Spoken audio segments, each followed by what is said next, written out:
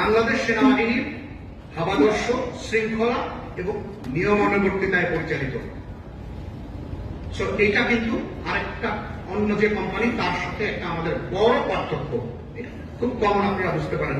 Next হচ্ছে ব্যক্তি মালিকানাধীন কোম্পানি নয়, বিকজ আমরা আর্মি ওয়েলফেয়ার ট্রাস্টের একটা প্রতিষ্ঠান। ব্যক্তি মালিকানাধীন প্রতিষ্ঠান হলে মালিকের ইচ্ছা অনিচ্ছা আমাদের জব সিকিউরিটির জন্য সমস্যা ছিল। আর এখানে আপনার অনেক যতই মূলনীতি হোক আপনারা ওই নীতি মেনে চলতে পারতেন না, কিন্তু এখানে এটার কোনো উপায় নাই।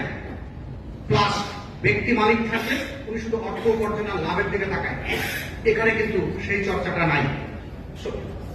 ব্যক্তি মালিকানাধীন না হওয়ার কারণে এই অ্যাডভান্টেজ গুলা কিন্তু আপনারা এখানে পাচ্ছেন।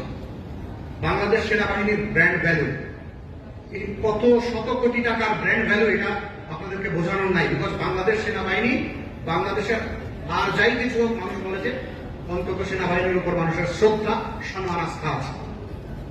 তো এইটা কিন্তু একটা কোম্পানি নতুন দাঁড় করালে সে তার নিজের ব্র্যান্ড ভ্যালু তৈরি করতে হয়, আর আমরা একটা তৈরি ব্র্যান্ড ভ্যালু সামনে দাঁড়িয়ে আছি। এইটাকে আমরা একটু কাজে লাগিয়ে এবং যথাযথ এটাকে ইউজ করলে আমরা অনেক উপকৃত হব। পরিচালনা পর্ষদ আমাদের ওই ব্যক্তি মালিকানাধীন না, সেটার সাথেই সম্পর্ক যুক্ত যে আমাদের পরিচালনা পর্ষদ কিন্তু সম্পূর্ণ আমাদের ঊর্ধ্বতন চাকরিরত সেনা কর্মকর্তার দ্বারা পরিচালিত।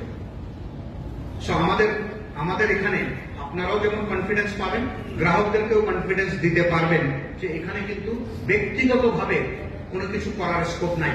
আমরা প্রত্যেকেই জবাবদিহির আওতায় আছি এবং এখানে কোনো কিছুই ব্যক্তিগত চিন্তা ভাবনার আলোকে হওয়া সম্ভব না।